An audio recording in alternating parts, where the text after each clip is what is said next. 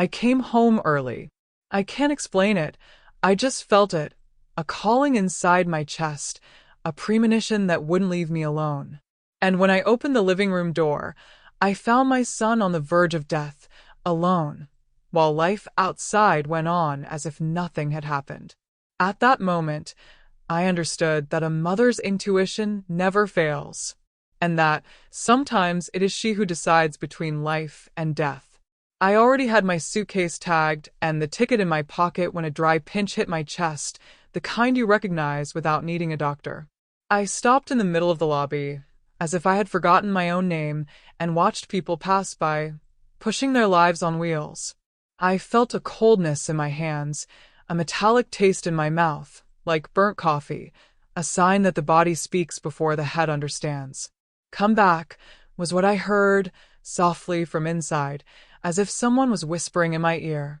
I tried to argue with reason. Ticket paid, hotel booked, agenda organized. But intuition, oh, it doesn't ask for permission. It goes through everything, it penetrates, and only calms down when we obey it. The agency attendant looked at me with the expression of someone who sees this every day and is still surprised. "Anticipate the return?" "Now?" she asked, typing with pianist's precision. "Now," I replied, without blinking, trying to tame the tremor in my fingers. My heart was beating differently. It wasn't fear. It was a warning, an ancient call that I recognized from my boy's first fever. Sometimes life whispers, sometimes it screams. At that moment, she was pounding on the door with both fists. And I, who learned to listen to the undertone of things, realized that it wasn't a whim, it was urgency. While I waited for the new confirmation, I sat on a cold bench and closed my eyes to review the itinerary that wasn't on paper. The smell of rice water that I used during his convalescence came, the memory of the American cup on the bedside table, the afternoon medicine. The notebook with the times written down by hand also arrived, which I had left open in the kitchen, clearly visible, as if the care could be seen from afar. At times like these, our minds travel faster than a plane.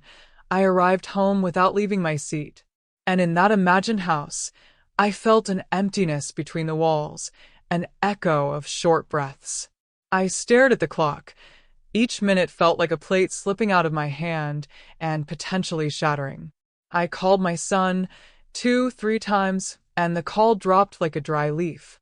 "You must be asleep," I thought, grasping for the most comfortable explanation, but comfort didn't suit me. I tried his girlfriend, and the music in the background answered before her. Laughter, drinks, people talking loudly, life happening far away. "Is everything okay?" I asked, not accusing, just measuring the distance. "He stayed at home. He preferred to rest," she said lightly, as if repeating the agreement without knowing the subtext. I smiled at the voice, thanked him, and hung up with the strange feeling that what was agreed upon is sometimes a half-truth that hides where we can't reach it. I joined the queue at the counter, like someone in a procession, short steps, prayers in my head, eyes on the ground. The loudspeaker announced flights as if narrating destinations that weren't mine, and I repeated an improvised rosary inside. May I not be exaggerating? May it just be a speculation? I pleaded with a God who lives in the details and in the delay of the traffic light. The girl handed me the new boarding pass and said, "Have a good trip," with a sweetness that hurt. It would be a good trip to come back and find everything in place, him sleeping soundly, the house breathing quietly. But deep down, deep in my chest, I already knew. Something was calling me back for a reason I didn't yet dare name. As the gate opened, there was a flash of his first pneumonia, tiny, wrapped in a woolen blanket, feverish eyes asking for my hold. There came the sound of the pump, the beeping of the oximeter, the names of the medicines that I could recite with my eyes closed. Mother keeps these things like someone who keeps beads from an old rosary, each bead a fright overcome, each fright a lesson. We learn to recognize the silence that is not rest, but a warning. And that morning, the silence I felt from him hurt more than any scream. When the memory is heavy, the suitcase becomes light. I walked. No finger. Looking out the plane window, I promised myself not to fight with anyone when I arrived. Not even with a girl, who is good at heart. She just doesn't know the depth of the danger. Not even with him, who is stubborn like me and thinks that willpower beats the body's calendar. I also promised that if it was just a scare, I would buy an expensive candy at the airport and laugh in my face. But if it weren't, and the word "if" is a sharp knife, I would be there quickly. Fast like the mothers we see running in soap operas, but without a soundtrack and without slow motion. The plane taxied, and my thoughts raced faster than the wheels on the runway. I felt that tingling sensation that announces crying, but I didn't cry. I kept the floodgates closed, because crying would slow down my reasoning. I mentally went through each step of the protocol the doctor taught me, like someone reviewing a family recipe. Raise your legs, observe the color, measure the time between breaths, speak calmly but firmly. They say faith moves mountains. I just needed to move kilometers. And if I had to, I would move the sky with my empty hands. The flight attendant explained the safety procedure, but I know mine. The seatbelt is the prayer, the mask is the focus, the emergency exit is the decision. I closed my eyes and counted my heartbeats like someone keeping time to an ancient hymn. In my lap, his wrinkled hands resembled a map. Each line a path I'd already traveled with him. Fever, exams, sleepless nights. They say that some women are born with radar. I wasn't born with it. I learned it through fear and support. And that radar, now, beeped repeatedly. Return, return, return. When he whistles like that, we don't negotiate. We answer. The landing was a break on the soul, the kind that brings us back to the body. I got up before everyone else, but with a gentleness that despair did not take from me. A gentleman let me through the hallway, and I thanked him with a short smile, the kind that is both a request and a blessing at the same time. As I disembarked, the city wind bit my cheeks, and I liked it.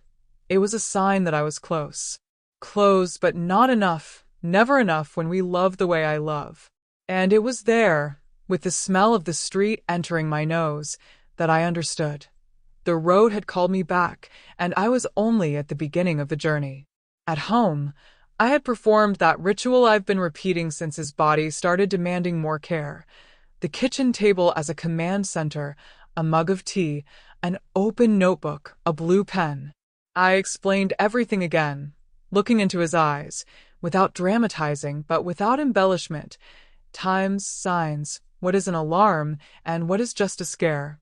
He, with the look of a big boy, shook his head, half laughing, half impatient. Mom, I know.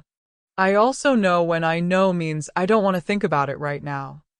Even so, I took a deep breath and started marking the drawers with colorful posts, like someone leaving footprints to return. Be careful. When it's love, it becomes a map and a legend. With my girlfriend, I sat on the sofa for a quiet chat, without pointing a finger, because respect teaches more than scolding. He's stable, but stability isn't total freedom, I said, choosing my words like someone choosing medicine.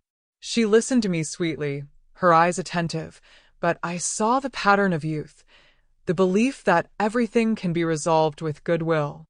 I explained the basics about crises, intervals, and those risk windows in which he shouldn't be alone. I understand, she replied sincerely, and I believed her, because believing is also a form of love.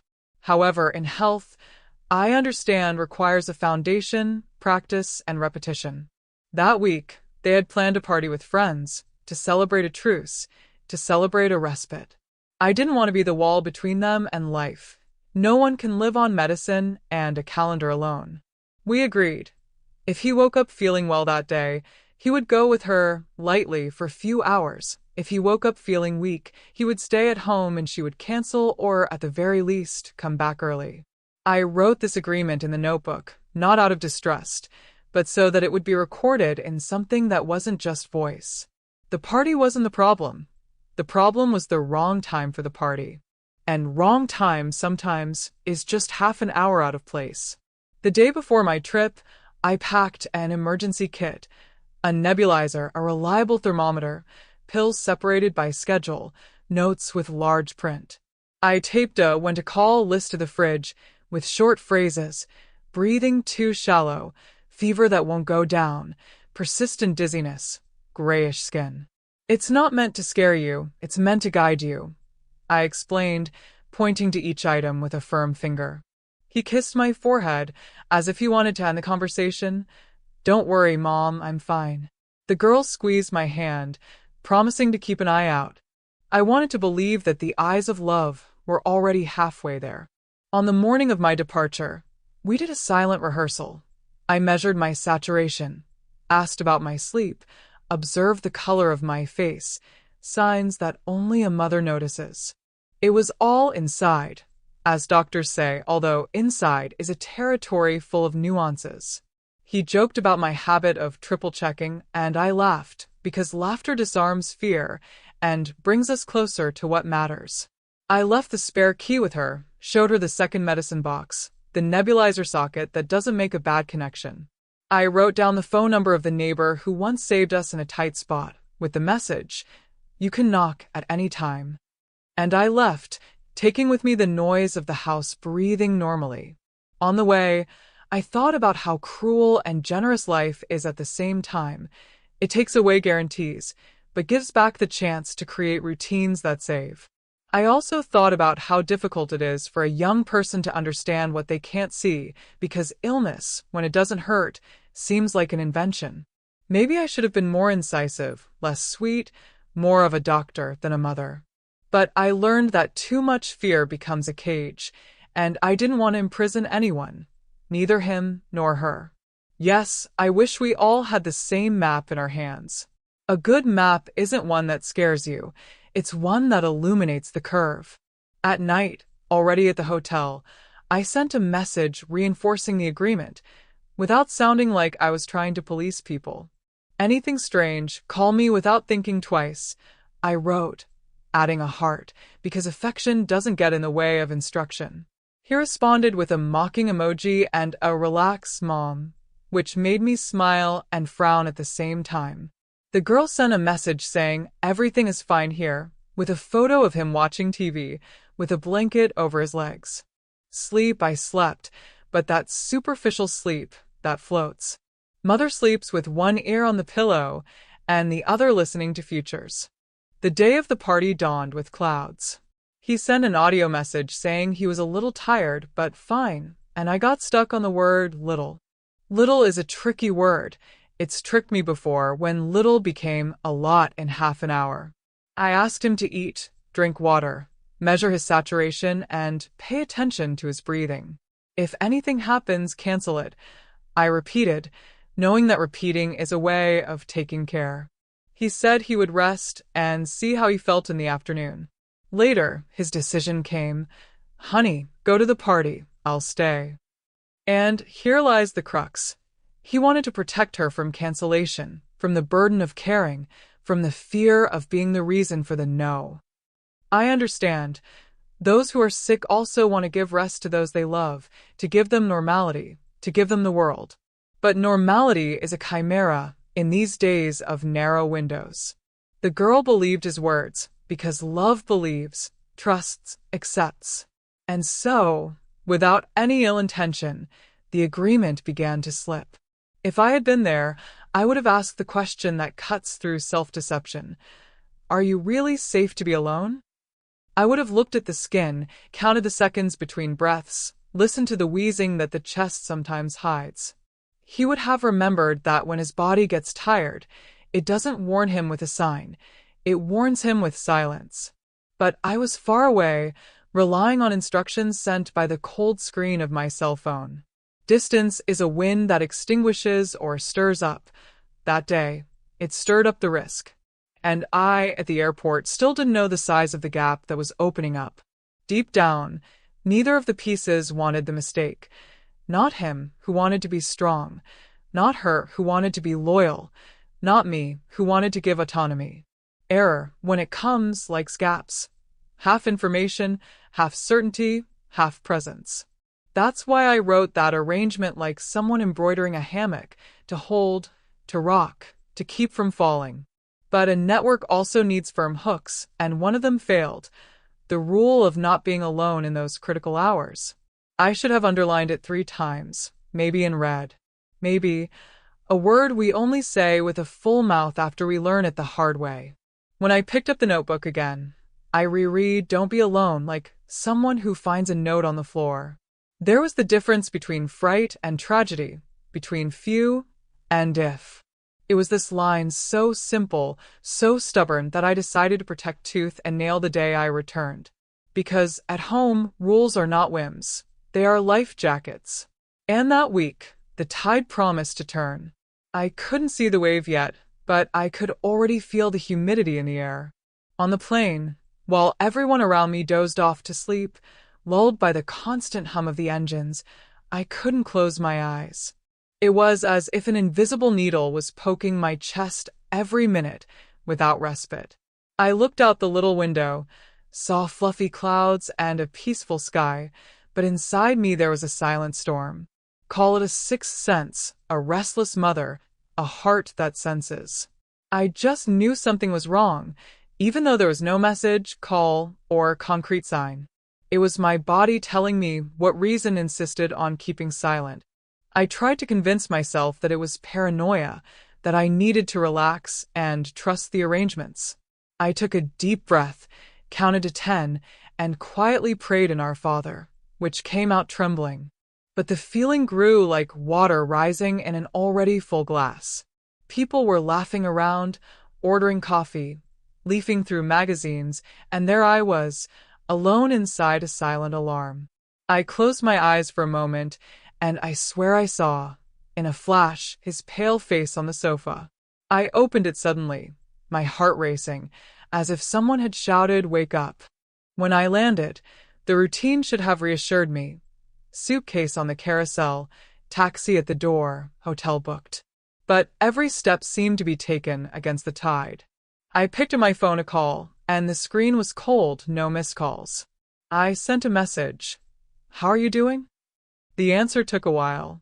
It was minutes that seemed like centuries, until that damned typing appeared, disappearing and coming back. He responded with, "I'm tired but calm." And that sentence rang out like an out-of-tune bell to me. Tired. He rarely used that word without reason. My intuition screamed even louder, asking me not to accept the surface. I asked her, the girlfriend, and she said, "She's sleeping. I think she overdid it a bit yesterday." Yesterday. The word cut me short, because yesterday was the day of the party. In that instant, my entire body made a decision before my mind. I needed to go back. I abandoned my plan to continue my trip and changed my flight without thinking about the money I would lose.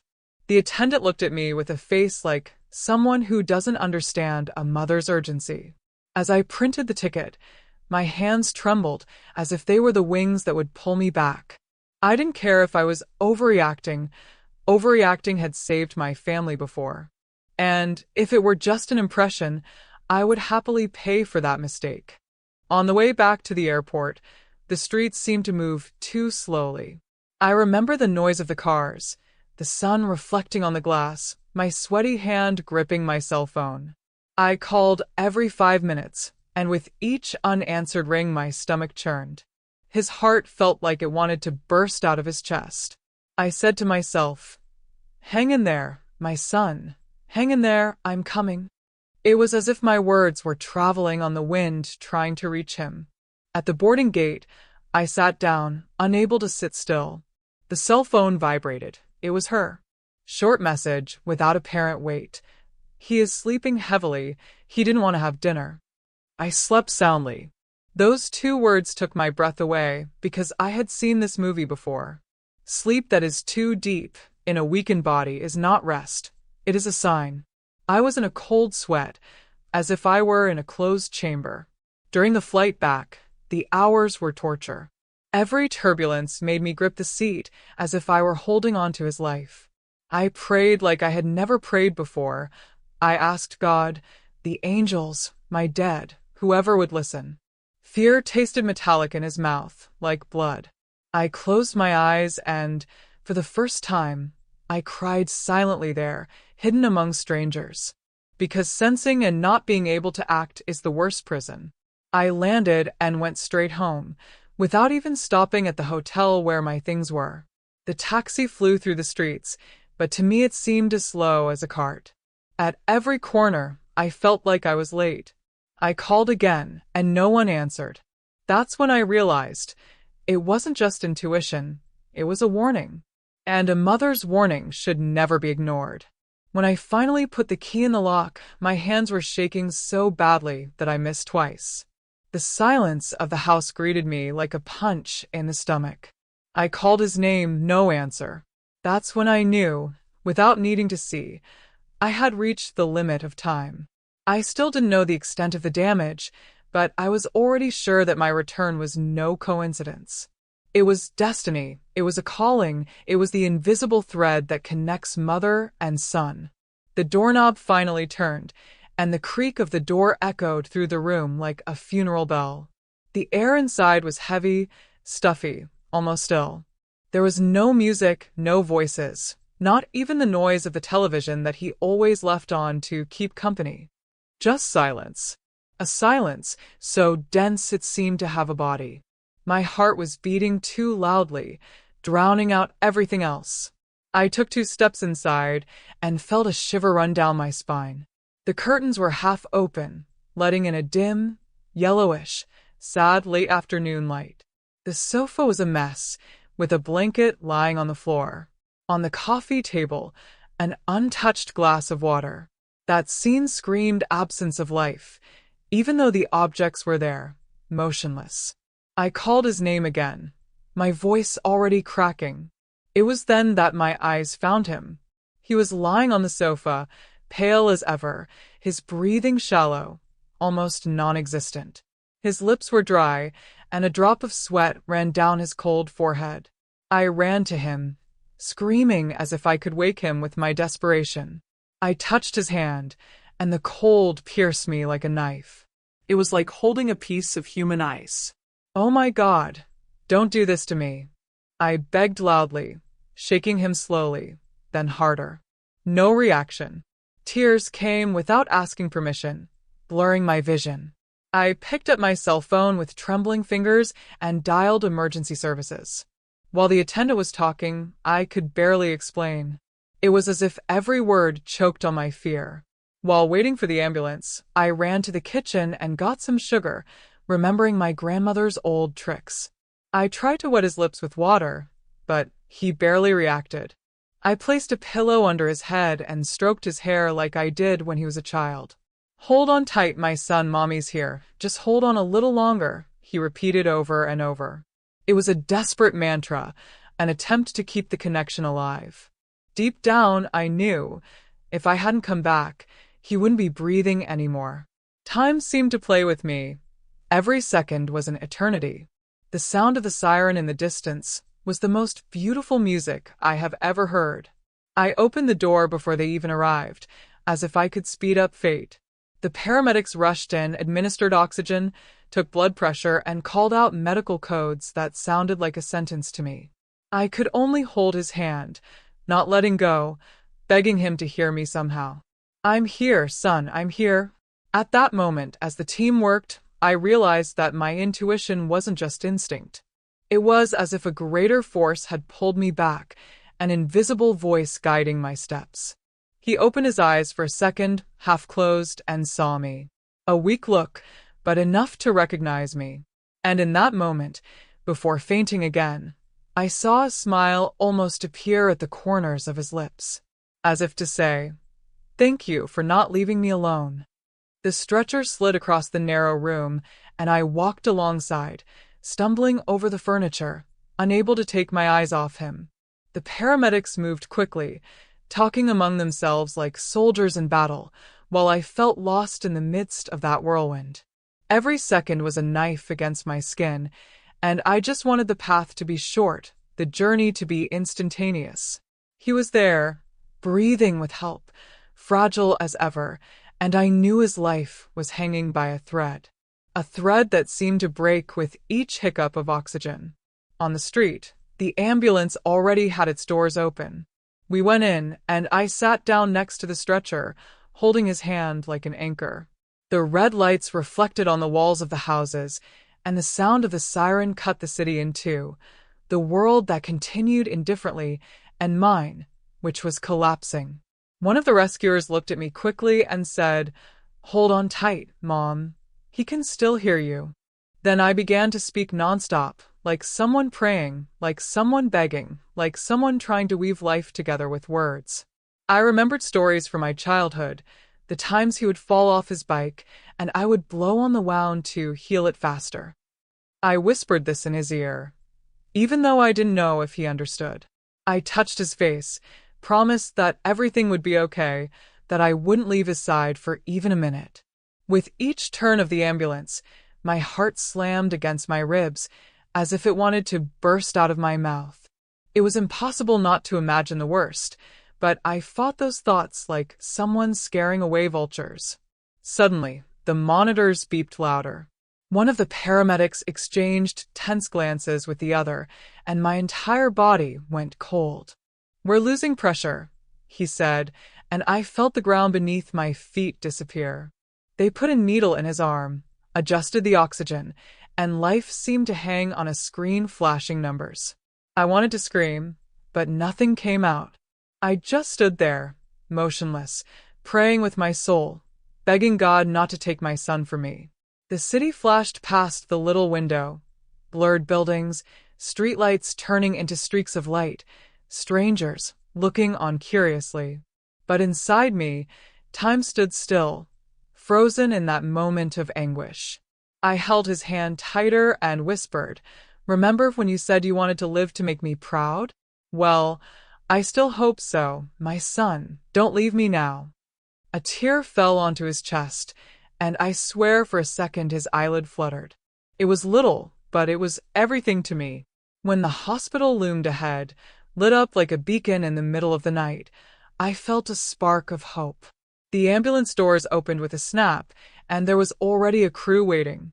We ran down the cold, white corridor, filled with the smell of alcohol and hurried voices. Someone told me to wait outside, but I grabbed a nurse's arm and begged, "Don't take me away from him. I'm the mother. I'm the one holding this life here." They looked at me seriously and, miraculously, let me take a few more steps. It was then that the emergency room doors closed in front of me. The sound of the stretcher disappeared inside, along with my heart that seemed to have been imprisoned. I leaned against the cold wall of the hallway, unable to stand.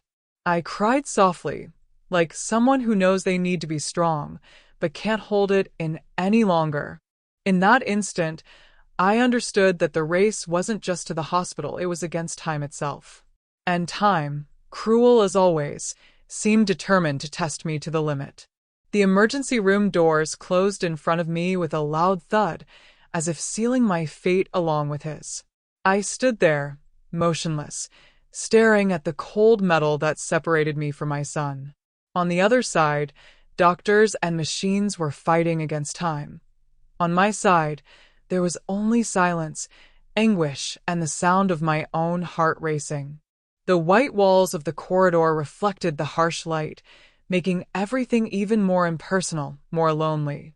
It was like being in limbo, where all I could do was wait. I sat on one of those hard plastic chairs that don't accommodate anyone. I ran my hands over my face, feeling the salt of dried tears mixed with sweat. People hurried past, nurses, patients on stretchers, family members with distressed looks on their faces. But to me they were all figures, shadows that didn't matter. The whole world had been reduced to that closed door. It was as if the entire hospital was breathing only for him. I pulled my cell phone out of my pocket, not having the courage to call anyone. What would I say? "Your son is between life and death, and I don't know what will happen." I wrote messages and then deleted them right away because no words seemed enough. It was a weight I could only carry alone, at least at that moment. He held the device in his hands, but it felt like he was holding a rock. The clock on the wall ticked away cruelly every minute. The hands dragged, and each tick pierced me like a needle. An elderly gentleman, sitting 2 chairs away, looked at me compassionately but said nothing. And it was better that way because any word would have brought me down completely. I needed that painful silence to pray, to talk to myself, to negotiate with God. It was a silent but desperate dialogue. Lord, I know I'm not perfect, but I'm a mother, and a mother doesn't deserve to bury her child. I murmured softly. I promised everything, that I would change, that I would be grateful every day, that I would never complain about life again.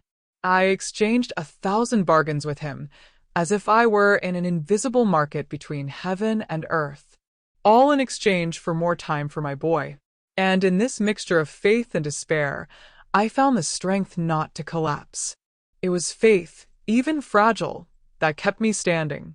The smell of disinfectant made me sick, and the coldness of the room made me shiver. I got up and started pacing back and forth, like a caged beast. With every step, I remembered when he was little and would wait for me at the school gate, waving with that silly smile. Now it was me who waited, but without a smile, just with fear. And I realized that the role of a mother never ends. It is to wait, suffer, pray, and give of yourself, always, even when you no longer have control over anything. A nurse opened the door briefly before rushing in with more supplies. I took the opportunity to try to get some news. Is he okay? Will he get through this? She gave me a quick, hurried look and simply said, "We're doing everything." All.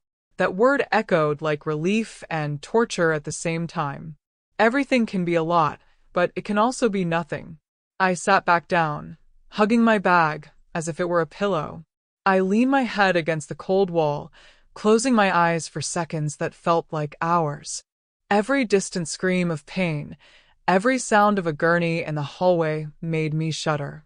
It was as if my heart was in sync with that entire hospital. And in the midst of the wait, one certainty dominated me. If he survived, I would never be the same woman. Because that hallway was shaping me in the fire of uncertainty. A doctor finally appeared, his expression serious, holding a clipboard. My body froze, and my legs barely obeyed me. I took a step towards him, my chest tight, ready to hear any sentence. But he just said, "We need to talk calmly." These words, spoken slowly, fell like a stone into my soul. I knew that from then on, nothing would be simple. He called me to a corner of the hallway, away from the hustle and bustle of nurses and patients. My heart was beating so loudly in my chest that it seemed to want to stop me from hearing it. I fixed my eyes on his mouth, hoping that each word would be a breath of hope. But the silence before speaking already said a lot. It was that silence that precedes a verdict. "Your son arrived in critical condition," he began, his voice calm but heavy.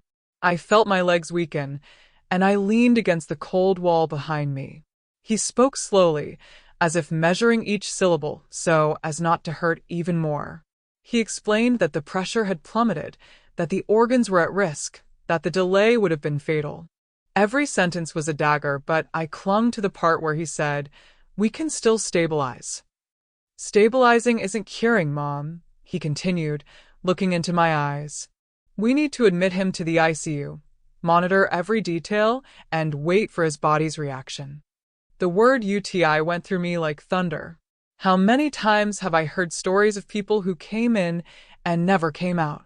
My mouth went dry, and all I could manage was a murmur. "But will he survive, doctor?" He took a deep breath before answering. "We can't guarantee anything now," he said. And it was as if the ground had disappeared beneath my feet. I wanted to shrink, disappear, go back in time, and stop everything from reaching this point. The tears came uncontrollably, hot, flowing shamelessly before him. "We made a difference because you arrived on time. If you had taken a few more hours, we wouldn't be talking." That's when I understood. My intuition hadn't been a whim, but a cry from destiny. I swallowed hard, trying to find my voice. "Can I see him?" I asked, like a child asking permission. The doctor nodded, but warned, "You need to be prepared. The situation is still delicate." I nodded without thinking, because there was no way to prepare for a mother who just wanted to hold her child. He led me to another door, and each step was like crossing a bridge over a chasm.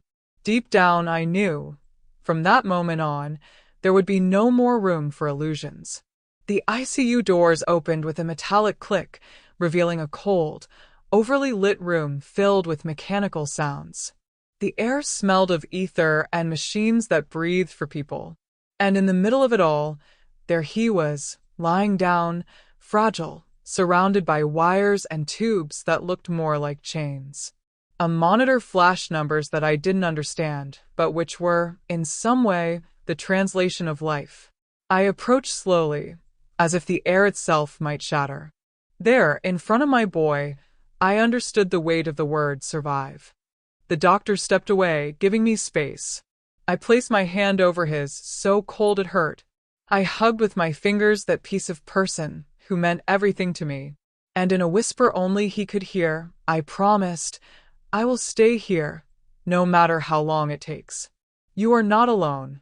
At that moment, even though he was unconscious, he moved his fingers, lightly squeezing my hand. It was enough to give me the strength to carry on. The waiting room had consumed me, but now I had new territory to face, the ICU. There, each day would be a battle, each look from the doctor a provisional sentence, each breath a triumph. I didn't know how long it would take, but I knew I couldn't back down anymore. Because, faced with that fragile body, I understood, being a mother was also learning to fight against one's own impotence.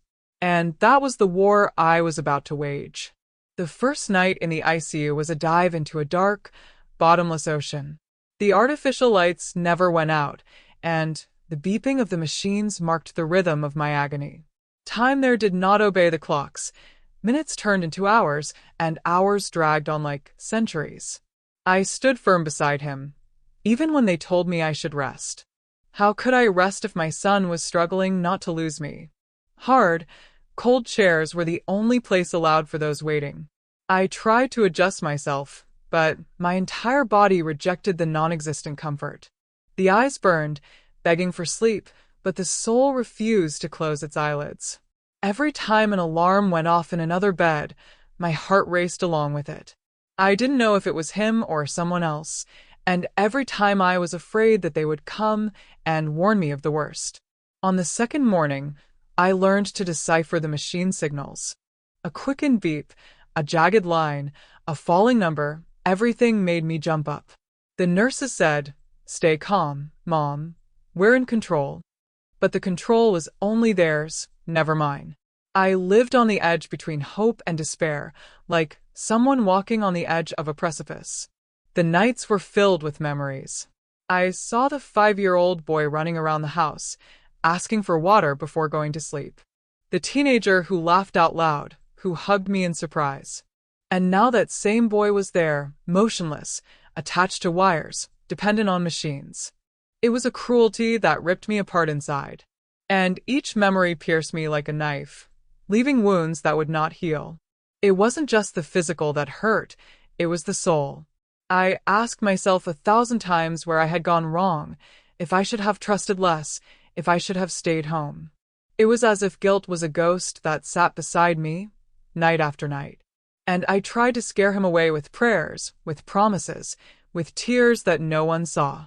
The entire hospital slept and woke, but I remained there, inert, in constant vigil. It was a love that didn't allow me to close my eyes. Sometimes I would get up and walk down the glass-enclosed corridor of the ICU. The reflection of my own tired figure frightened me. Dark circles under his eyes, disheveled hair, wrinkled clothes. I was no longer myself. I was just a patient's mother, a shadow waiting for a miracle. And no matter how much my body screamed for rest, I clung to that chair as if it were my altar. There, I waited for signs from heaven. There were times when I thought I couldn't resist. The monotonous sound of the devices seemed to mock my weakness. But then I would look at his hand, even though it was still, and remember, he's still here, breathing, alive. And that little realization was my fuel. I told myself, as long as there is a breath, there is hope. And so I resisted, dawn after dawn. The nurses started calling me the watchful mother. I smiled weakly, but deep down I knew it was more than just surveillance. It was raw love, the kind that doesn't sleep, that doesn't give up, that faces the impossible. And every look they gave me was a mixture of respect and compassion, because they knew there was no protocol that compared to the strength of a mother. It was this strength that kept me standing, even though I was broken inside. The early morning hours were the worst. Between 3 and 5 in the morning, the silence was as heavy as lead. The world outside was resting, but I lived trapped in the noise of the machines. It was at this time that fear whispered loudest, that I felt like screaming. But instead, I held his hand and whispered, "I'm here, my son. Hold on tight to me." That was all I could offer. On the 8th night, I saw something different. He moved his eyelid, as if fighting a deep sleep. It was quick, almost imperceptible, but it was enough to light a flame in me. I held his hand tightly, like someone finding a ray of light in the darkness. And in that moment, I realized that the wait was not in vain. Each sleepless night, I didn't just keep it, I called it back to life. The morning after that little eyelid movement, my heart was no longer the same. I stood there, alert, like someone keeping a secret from the universe. The doctors said it was still too early to talk about improvement, but I clung to that small sign. It was as if life had winked at me, telling me not to give up. And I, stubborn, never gave up. The hours dragged on, but I remained steadfast, holding his hand, talking to him. He remembered stories from his childhood, the chaos at school, the simple birthdays at home. He talked about everything, even the fights, because he believed my voice was the thread that pulled him back. And as I spoke, I suddenly saw the impossible happen. His fingers moved again. This time, louder, as if trying to respond. My whole body trembled, and I called the nurse with a choked voice. He moved, I saw it, I felt it. She ran, looked at the monitors, and confirmed. There was a different reaction. He immediately called the doctor, who came in a hurry, analyzing every detail. "It's a good sign," he said, with the seriousness he always carried. But then he added, "Don't rush. We need to proceed calmly." How could I not rush if my heart was already leaping with hope? The next few hours were a mixture of agony and euphoria. His every movement, no matter how small, felt like a divine gift. I saw his lips tremble, as if he were trying to form words. I leaned close to his ear and whispered, "It's me, son. Your mother is here. Come back to me." And at that moment, he opened his eyes. Slow, heavy, filled with pain, but he opened them. I cried like a child, sobbing, unable to control myself. I squeezed her hand and repeated 1,000 times, "Thank you, thank you, thank you, my God." He tried to speak, but his voice came out weak, hoarse, almost a breath. "Mom," was all he could manage. And it was enough to break me and put me back together at the same time. At that moment, I knew I had won the first great battle. The doctors came in, adjusted equipment, and performed tests. They explained that the awakening was a step forward, but that it would require extra care. I barely heard them. I was mesmerized by his eyes, which roamed the room trying to understand. He looked lost, confused, but he was there, alive. And that was all that mattered. I let the professionals work, but I never let go of their hand. Time inside the ICU took on a different rhythm. Now every minute was a celebration, his every breath a victory. I began to count small achievements, the fixed gaze, the movement of the fingers, the slight nod of the head. It was like witnessing the rebirth of someone I had known forever. And in a way, that was exactly it. My son was being reborn before me. At night, when silence fell over the hospital, I rested my head next to his. I whispered softly, "You scared me, but I knew you wouldn't leave me.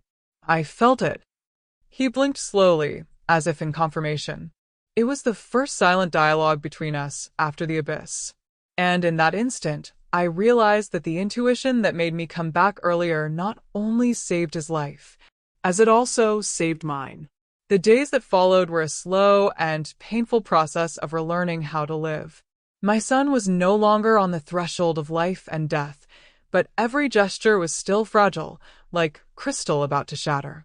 Seeing him open his eyes and recognize my face was a balm, but reality soon set in. His body was weakened, and his mind was tired. It was as if the disease had sucked not only his strength, but also part of his joy. And it was up to me to be there, rebuilding every little piece with him. Visits were restricted, hours were short, but I enjoyed every second as if it were gold. I read to him, sang softly, even brought him familiar smells from home, like the coffee he loved to smell so much. The doctors said that stimulation like this helped with recovery, and I believed them.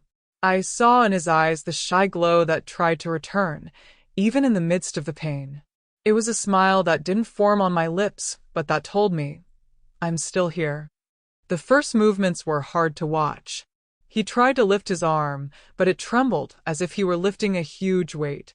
With each attempt, I approached him. Come on, son. Don't give up, I'm here. And when he finally managed to hold my finger firmly, I cried as if it were a miracle. It was a small victory for the world, but a huge one for both of us. I knew that from there a long road began. The doctors were clear. The recovery would be slow, full of ups and downs. There would be good days and others where it would seem like nothing was moving forward. I listened, nodded, but inside me all that echoed was the certainty that I wouldn't budge. If I had to sleep in that hospital for the rest of my life, I would. Because nothing, absolutely nothing, was more important than seeing him back on his feet. The rest of the world could wait. The nights were still difficult. He would wake up scared, trapped in nightmares that left him gasping for breath. I calmed him down by running my hand over his forehead, like I did when I was a child. Shh, I'm here. You're not alone, he repeated until sleep took him back. It was a kind of renewed motherhood, as if life had given me the chance to care for him a second time. And I embraced that role with all my strength. There was a day when he managed to say a whole sentence. I want to go home, Mom. My throat closed, and the tears came before the answer. Go, my son. But first you need to be strong, and I will help you every step of the way. It was a simple dialogue, but it rekindled his desire to fight. From then on, it wasn't just survival, it was a desire to live. And I clung to it like someone who finds a treasure. Little by little, he returned to eating with small spoonfuls. Each mouthful was celebrated like a banquet. The nurses smiled when they saw my enthusiasm, but only a mother understands. Seeing her child swallow without pain is already a gift. And when he asked for water on his own for the first time, it felt like I had witnessed a miracle. Because every gesture of his was proof that we were winning step by step. It was life resurfacing one spark at a time. However, the fragility scared me. His body was thin, his skin pale, his bones protruding from beneath his skin. I would stroke his arms and think, how did we let it get to this? But instead of drowning in guilt, I turned fear into fuel. I started studying, asking questions, learning everything about his condition. I would be not only a mother, but also the guardian of your health. Some days felt like setbacks. A sudden fever, dizziness, greater than normal tiredness. At those times, my heart almost fell apart, but I hid it, smiling in front of him. I didn't want him to see my fear, just my strength. And every time he asked, "Is everything going to be okay?" I answered without hesitation, "Yes, it will be, because I'm with you." It was more of a promise than a certainty, but it worked. At that stage, I realized that life had changed pace. It was no longer about chasing appointments, trips, or work. It was about celebrating small victories, a glass of water, a smile, a peaceful night's sleep. My son's fragile recovery taught me that life is about appreciating the simple things. And when you have love and presence, even pain finds meaning. That's how we continued, one day at a time, waiting for the next miracle. I knew that sooner or later I would have to face that girl. She wasn't entirely to blame, but she wasn't innocent in the story either. The party she decided to hold while my son was sick still throbbed in my memory like an open wound. And now, faced with his fragile recovery, her figure loomed like a ghost that I didn't know whether to embrace or push away. But life is like that. It puts us face to face with what we avoid. She showed up at the hospital one cold morning, carrying a sloppy bouquet of flowers and a sheepish look in her eyes. The steps were short, almost timid, as if he were afraid to meet my gaze. I was sitting in the armchair next to his bed when I saw her come in. My whole body stiffened, but I remained silent. I just watched as she approached, holding the bouquet like a shield. "I didn't know he couldn't be alone," he said, almost in a whisper. Her voice trembled, mixed with a suppressed cry. I remained silent for a few seconds, feeling the weight of the indignation still latent. I wanted to scream, accuse, vent my pent-up anger. But when I looked at my son's haggard face, I knew this was no time for more pain. It was time for truths to be spoken firmly. "You had to know," I replied coldly, without raising my voice. "Loving someone is also learning to care, and not just being together at party time." She lowered her head, tears falling onto the flowers she carried.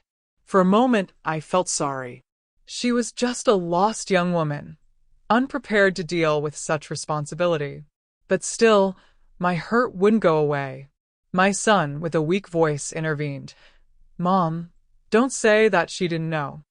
I looked at him and saw his attempt to protect the one he loved, even in the midst of his fragility. It was a gesture that disarmed me, even if it didn't erase the wound. I took a deep breath, trying to swallow the sharp words that burned in my throat.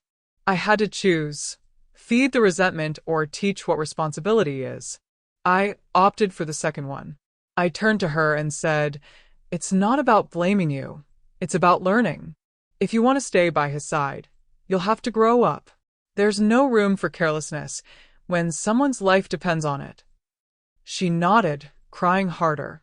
She promised that she would be more attentive, that she would learn to take care of herself, that it wouldn't happen again. I didn't know whether to believe it or not, but I left the door ajar. Because life had already been hard enough on my son, there was no need to be even more cruel with his affections. At that moment, I understood that I couldn't control everything. I could guide, warn, even call them to account, but I could not live in their place. Motherly love is protective, but it also needs to give space for others to grow. And maybe that girl, with her mistakes and her youth, had the chance to mature from that pain. If that were the case, perhaps the suffering would not have been in vain.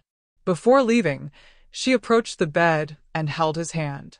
I saw the sparkle in my son's eyes, a mixture of affection and hope. And in that moment I understood. His life needed more love than resentment. I remained silent, allowing that moment to be theirs. But inside me, a voice still whispered, "I just hope she measures up." It was my last thread of resistance. That reunion didn't erase the pain, but it opened a new stage. I no longer saw just the girl at the party, but someone who, despite her stumbles, also needed to learn. And in a way, I also needed to learn to let go, to let life teach me what a mother can't always teach. Ultimately, it was an exercise in humility, accepting that my son's love could choose different paths than mine. And that would be another bitter lesson learned in the midst of that recovery. The day of discharge arrived as if bringing relief and, at the same time, a new weight on our shoulders. I signed a stack of papers, listened to the doctor's recommendations one by one, and left with a heavy heart. It was strange. I had dreamed of this moment since the first night in the ICU, but now I felt afraid. Fear of not being prepared, fear of missing something at home that was automatic in the hospital. But one thing I knew, there was no better place for him to recover than under my roof. The ambulance dropped us off in front of our house, and for a moment I was paralyzed. I looked at the door as if it were a sacred portal, a new beginning. He, fragile, leaning on me, took a deep breath as he entered. The room looked the same as always, but it carried a different air, as if it had been purified by grief. There, each object reminded me that life still pulsed. And in that moment, I silently gave thanks for being back. The first few days were a real marathon of care. Medications on strict schedules, light diet, constant surveillance. I became a nurse, a cook, a guardian, and even a night watchman. With every cough, my heart raced. Every night he didn't sleep well. I spent awake, afraid that the worst would happen again. It was exhausting, but also deeply human. I transformed the house into a recovery environment. I removed rugs, moved furniture, bought extra pillows to maintain his posture. Everything had to be thought of to make your life easier. Even the kitchen changed. I started preparing broths, fruits, medicinal teas, trying to restore his strength and vigor. It was a care ritual that consumed me, but also fulfilled me. I saw, in every detail, how practical love could be. He, in turn, oscillated between gratitude and frustration. He thanked her with his eyes, but sometimes he cried because he felt like a burden. I hugged him and said, "You will never be a burden to me. You are my son, my heart outside my chest." And that's how I reminded him that taking care of him wasn't an obligation, it was a choice. Even tired, even exhausted, I would do it all again. Because there is no rest for true love. Visitors began to arrive, one or another person bringing food, words of encouragement. Some came just out of curiosity, wanting to see how he was doing. I noticed the looks, the whispers, but I pretended not to hear. I didn't want gossip, I wanted peace. And it was at that point that I learned to set limits. Only those who came to contribute entered our house. The rest stayed outside. At night, when silence took over, I would sit on the edge of his bed. We talked about life, about interrupted dreams, about the future. He said he was afraid he would never be the same again. I replied that perhaps it wasn't, but that it didn't mean losing, but rather being reborn. Because after almost losing your life, no one comes back the same. And I saw in his eyes the desire to believe in me. There was a day when he asked to open the bedroom window. The wind came in, soft, bringing the smell of wet earth. He took a deep breath and smiled for the first time in weeks. "This is freedom," he said, almost in a whisper. And in that moment, I realized that recovery wasn't just about the body. It was also in the simple act of feeling life out there. Of course, there were still many difficulties. Expensive medications, frequent appointments, and uncertainty about recovery time. But between bills, fears, and tears, there was a firm foundation, the love that kept us together. And I discovered within myself a strength that I didn't even know existed. It was as if each challenge was shaping me, making me more resilient, more of a mother than ever before. I was, in short, the sentinel of the home. Returning home was not the end of the storm, but the beginning of a new journey. And there, between clean cloths, hot soups, and sleepless nights, I understood a simple truth. Life never goes back to how it was, but it can become something even more profound. His every laugh, his every sigh, was proof of that. And I continued, firmly, believing that, step by step, we would truly smile again. The silence inside the house took on another meaning after his return. Before, it was just an absence of noise. Now, it was a space for listening. Listening to the fragile body, the short sighs, the pauses between one breath and the next. I realized that every sound had weight, and that even the lack of it told me something. Silence became my teacher, teaching me to wait without despair. In the early hours of the morning, when everyone was asleep, I would sit in the armchair next to his bed. There, surrounded by darkness, I discovered that silence is also a dialogue. An internal dialogue where we talk to ourselves without filters. I found myself remembering mistakes, choices, paths I could have taken differently. And at the same time, I was grateful for having listened to that intuition that brought me back. It was in this silence that I understood that life requires pauses. I've always been one to run after everything, to solve problems before they even happen. But his illness taught me another logic. There were things that only time could fix. Neither haste nor brute force were any use. The silence was like an invisible medicine, which lulled our hope. And I learned to take this medicine in daily doses. My son, even though he was fragile, started to feel this too. Sometimes we would just hold hands, without saying a word. There was no need to fill the space with voices. The affection was in the look, in the small gesture, in the simple act of being together. It was a different kind of communication, without rehearsed phrases, but full of meaning. There, in the unsaid, life found its strength. Even the daughter-in-law, when she came, realized the importance of this silence. At first, I tried to talk too much, as if words would erase the guilt. Over time, he learned that the best thing was to just be, sitting next to them, offering them water, arranging a pillow, without needing to justify anything. It was during this learning process that I noticed a slight maturity in her. Maybe the silence was teaching me more than I could. I, who always feared solitude, began to value these moments of stillness. Silence was not abandonment. It was presence in its purest form. It was as if God, in a discreet way, was there, occupying the space between our breaths. And that brought me peace, even in the midst of the storm. I began to understand that not every answer comes in the form of words. Sometimes it comes in the form of calm. Of course, there were days when the silence weighed like a stone. When the fever returned, when his body didn't respond as I expected. At those times, I wanted to scream, break the world, get everyone's attention. But I took a deep breath and let the silence tame me. It was like taming a wild horse. Every time I didn't succumb to despair, I gained strength. And that strength kept me going. I also learned to listen to the silence of the house. The furniture seemed to whisper memories. The walls held echoes of ancient laughter. Everything reminded me that life is made of layers. Pain and joy coexist. One does not erase the other.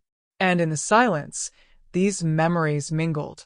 I cried softly, but I also smiled remembering good times. It was a strange but necessary balance. It was at this stage that I realized pain doesn't destroy, it molds.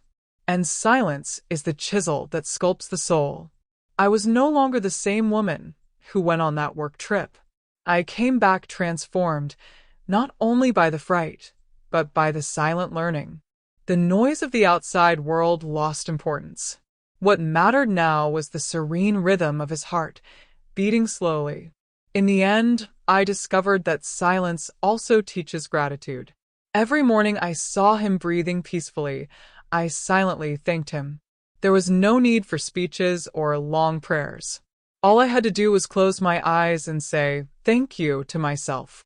It was simple, yet powerful. And it was like this, in silence, that I learned to see life with different eyes. As soon as the news of the return home spread, the door began to knock more frequently. Distant relatives, curious neighbors, even childhood friends who hadn't seen each other for years. Everyone showed up with a cake, some broth, or a simple, "I came to see how he is." I greeted each one with a polite smile, but inside I had heavy intentions. Not everyone came for love. Some came out of bitter curiosity about the misfortune of others. My living room became a stage for small performances. Aunts who never cared were now crying as if they had carried my son in their arms. Cousins who didn't even know your birthday suddenly brought you gifts. It was a mixture of sincere affection and vanity, as if his fragility were a showcase. I watched silently, testing my heart to not overflow with indignation. After all, I needed to filter what reached him. Some visits were bombs. A neighbor who was always nearby brought hot soup and stayed just long enough to offer help. A childhood friend of mine arrived silently, sat next to me, and just held my hand. These presences were light. They brought relief. They reminded us that there was still true solidarity in the world. But they were exceptions. Most came looking for something, a detail, a story, even a drama to talk about on the street corner. My son noticed. Even weak, he noticed the looks, the whispers that arose when they thought he was sleeping. One day, after the visitor left, he whispered, "Mom, I seem to have become a spectacle." Those words tore at my chest. I hugged him and said, "Don't worry, son.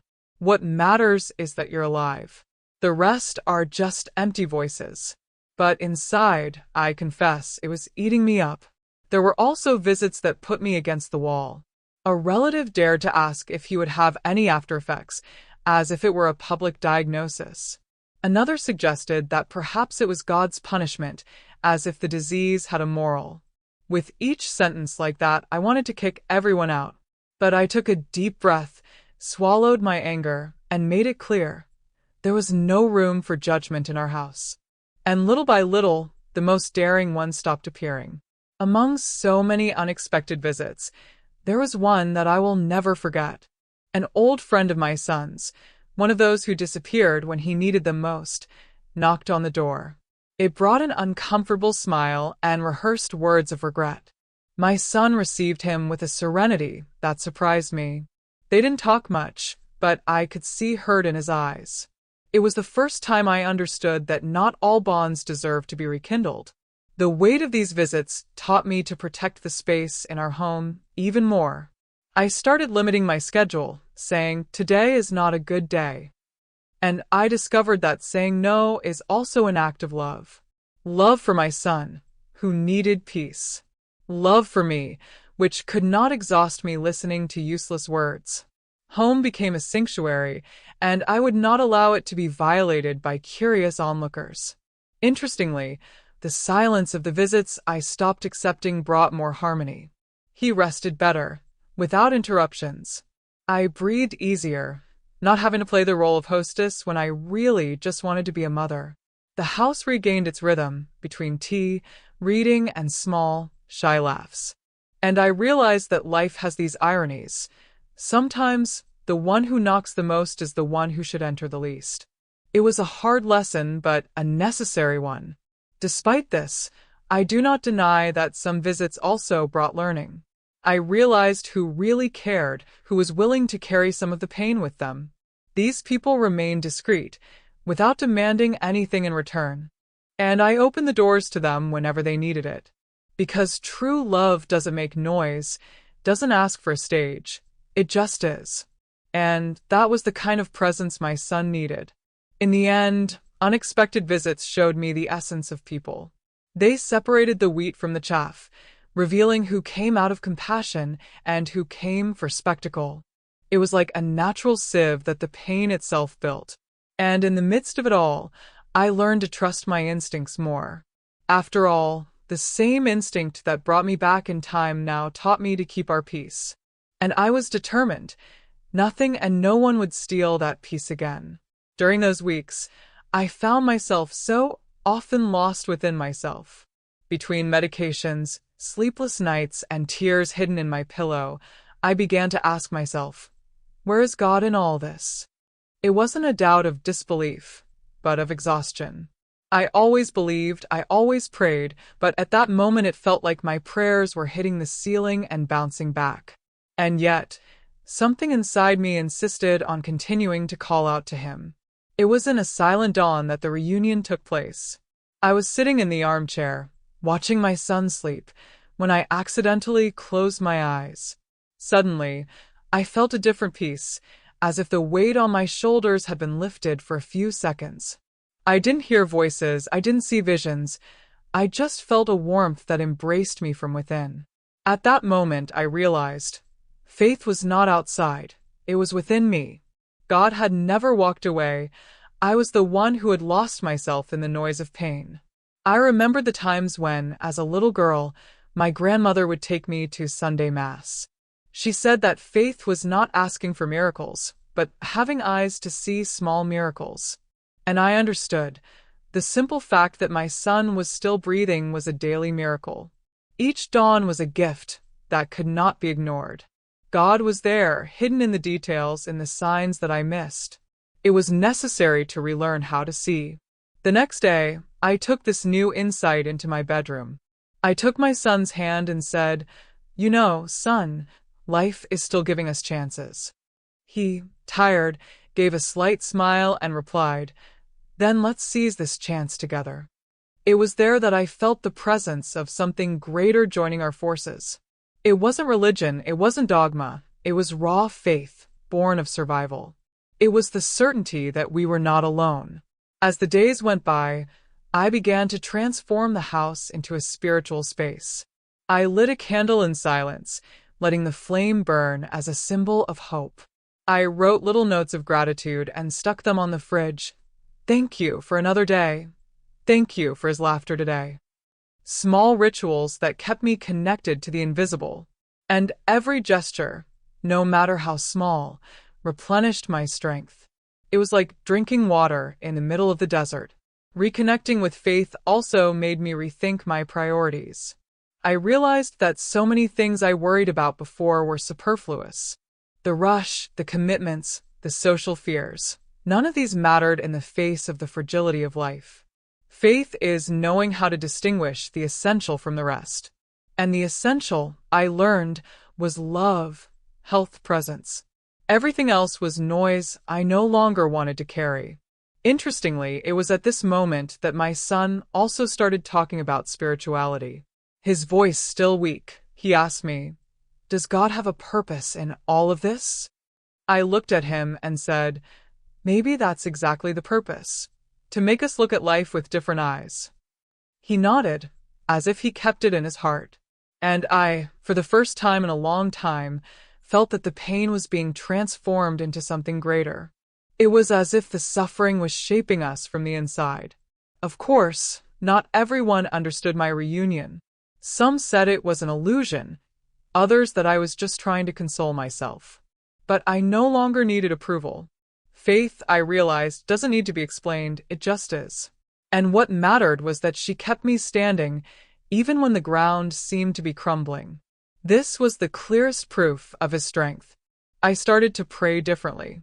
No longer asking for everything to be easy, but asking for courage to face the difficult. No longer demanding miracles, but giving thanks for those that had already happened.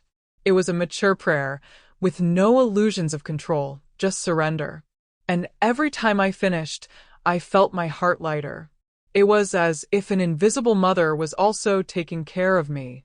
Reconnecting with faith didn't give me all the answers, but it gave me something much greater, the serenity to continue, even in uncertainty.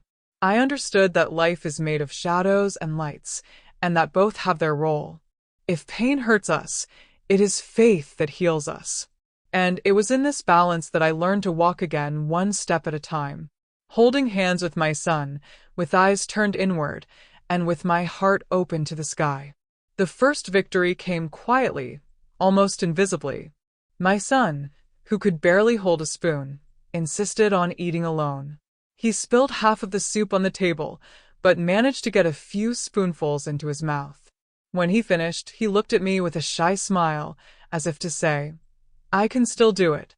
I clapped softly, so as not to scare him, but inside my heart was dancing with joy.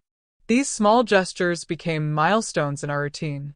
One day he managed to take 3 steps without support. Another one took a shower almost alone, while I watched attentively from behind the door. They seemed like trivial achievements to the outside world, but to us they were trophies. Each advance was celebrated as a war victory, and I learned to value the simple as if it were great. I remember one sunny afternoon when he asked to go out into the backyard. Leaning on my arm, he walked slowly to the rocking chair. He sat down, closed his eyes, and let the wind blow on his face. There, in that very ordinary scene, I saw a miracle happening. He took a deep breath, smiled unhurriedly, and seemed to drink life in through the air. It was at that moment that I realized hope was blossoming again. The first laughs also returned, shy but genuine. While we were watching a TV show, he laughed at a simple joke. The sound of that laughter was music to my ears. It was as if the house, after so much heavy silence, had regained the right to be light. I was so moved that I ended up laughing along with him for no reason, just for the joy of seeing him laugh. And in that laughter, I felt like we were being reborn. Of course, not everything was rosy. There were relapses, days of weakness, moments when he said, "I can't do it anymore." But it was precisely in these moments that small victories became a shield. I reminded him, "You've already managed to take steps. You've already managed to smile. You'll do it again."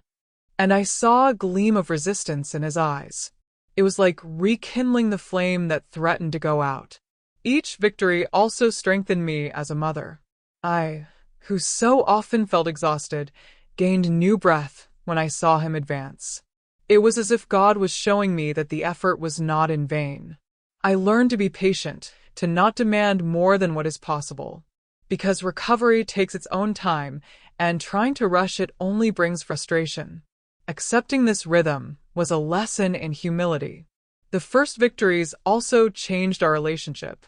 He began to be more grateful, to value gestures that previously went unnoticed. A sincere "thank you, Mom" was worth more than any gift. And I perceived a silent maturation in him. The disease had weakened him, but it was also shaping him. It was as if I was learning to live in a more conscious way. Even the daughter-in-law noticed this transformation. When I came to visit him, I noticed the progress and was moved. She herself began to participate more actively, bringing books and preparing light meals. I watched from a distance, without interfering, and saw in her a genuine effort to care. Perhaps it was the shock of near loss that had awakened her. Either way, it was another silent victory in the midst of pain. Each day ended with a ritual. Sitting together, we reminisced about our progress. "You took 10 steps today," I said. He laughed, a little embarrassed but proud. These daily balances were fuel for tomorrow. And so we weaved hope, thread by thread, victory by victory. No rush, but no giving up. Deep down, I understood that the first victories were just signs. Signs that life was rebuilding, albeit slowly. Signs that love, faith, and persistence bear fruit. And no battle is won all at once. It's a sum of small steps. It was these steps, so fragile and so strong, that guided us. And I, once again, silently thanked each of them. Over time, the body's wounds healed. The exams showed progress. The doctors were already talking about a definitive discharge. But I, who saw beyond the numbers, realized that there was something deeper. The marks weren't just on the skin or weakened muscles. They were in the soul, hidden, silent, and these were the hardest to heal. My son, who was once full of confidence, now had a new fear in his eyes. Any dizziness made him panic. Any little pain turned into a ghost. Sometimes, in the middle of the night, he would call me, in a cold sweat, believing that everything was coming back. I would run to the room, calm her breathing, and repeat, "It was just a scare. You're fine." But deep down I knew the body recovered faster than the mind. And I couldn't rush this part. I also brought my own brands. The fear of losing him was engraved on me like an invisible tattoo. Every time he coughed, my heart raced. Every time he took a while to respond, I imagined the worst. It was as if we lived in constant shadow, even on sunny days. And dealing with that weight required a strength I didn't even know I had.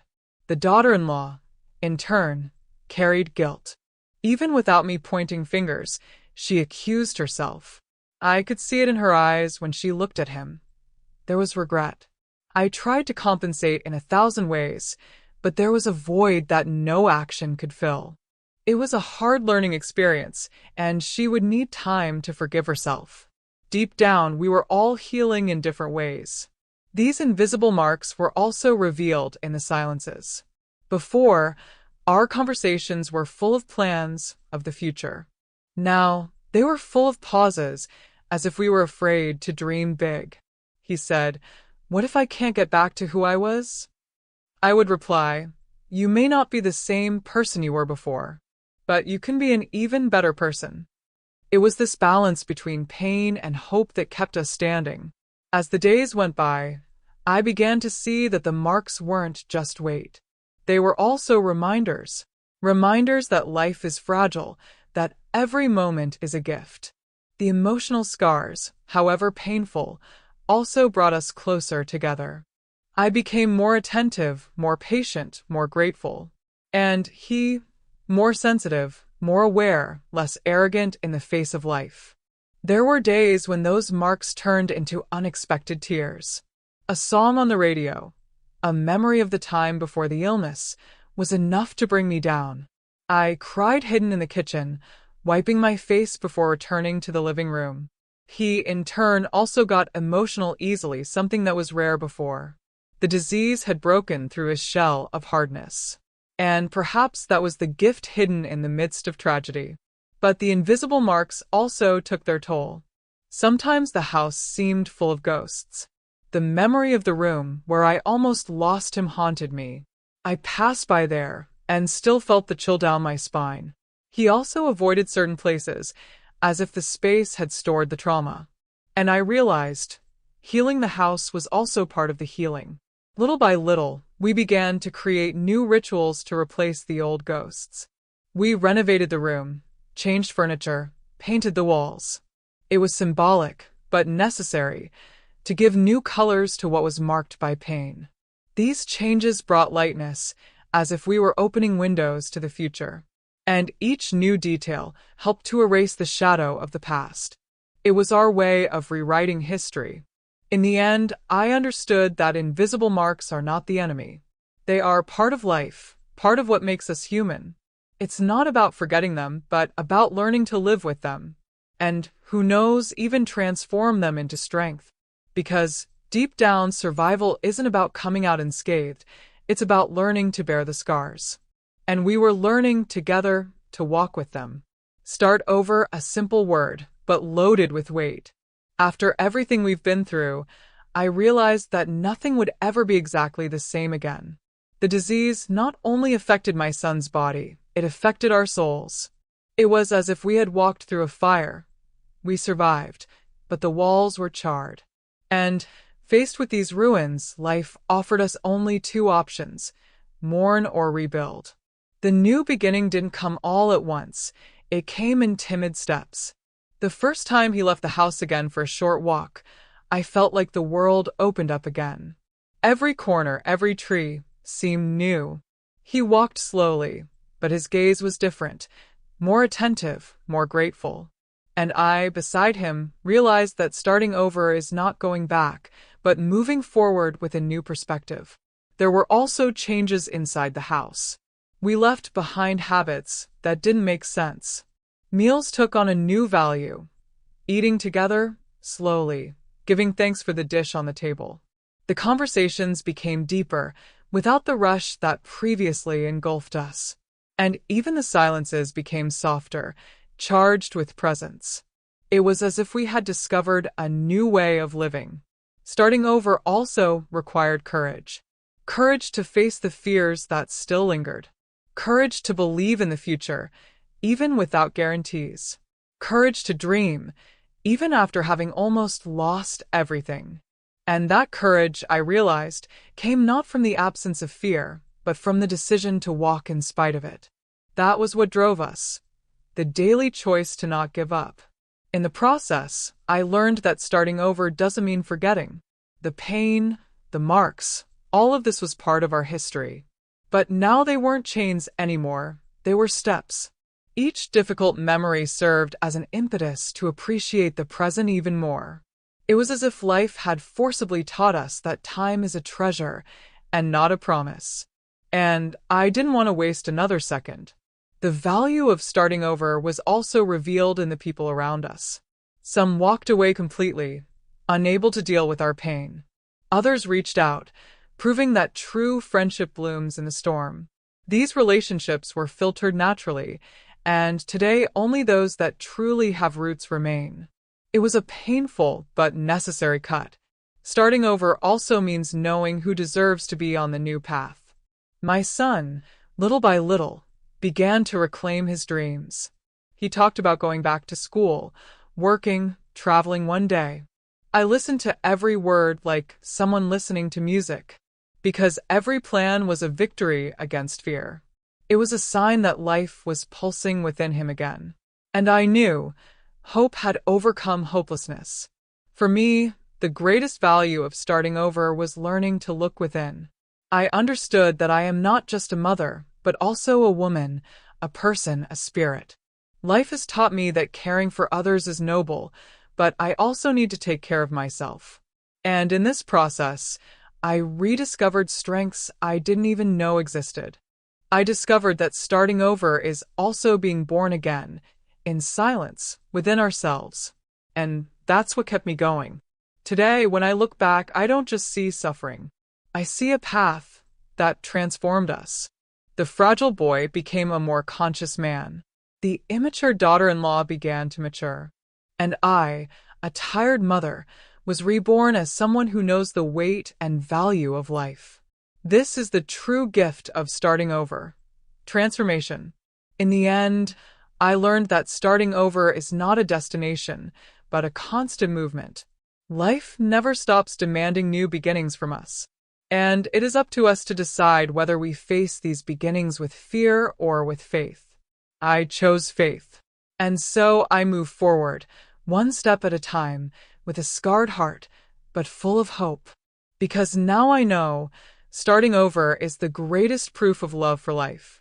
Today, looking back, I know that we do not return the same after crossing the valley of pain. We learn to value the simple things, to recognize the miracles hidden in everyday life, to give importance to what really matters. The disease left scars, but it also brought maturity, unity, and faith. The new beginning taught us that to live is to resist, and to resist is to love. And perhaps this is the question I leave for you, who are listening to me now. How many times has life given you signs that you ignored? Isn't it time to stop, listen to your intuition, and start over too?